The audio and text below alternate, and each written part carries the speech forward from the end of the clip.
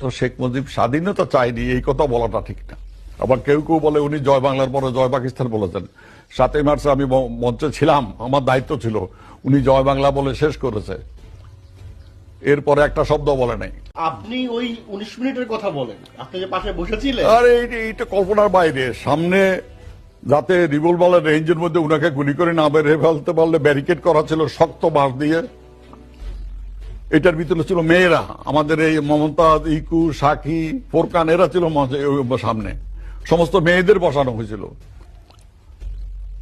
14 ফিটের বাইরে হলো জনগণের ইয়ে।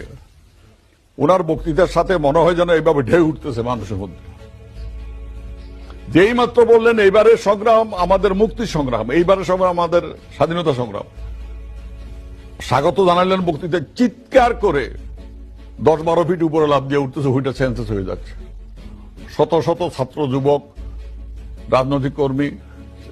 একটা জিনিস মনে রাখতে হবে, আওয়ামী লীগের শেখ মুজিব এক জিনিস না। আওয়ামী লীগ কিন্তু শেখ মুজিবকে 6 দফা কর্মসূচি ঢাকায় ঘোষণা করতে দেয় নাই। সেই ঘোষণা উনি লালদিঘিতে করেছেন।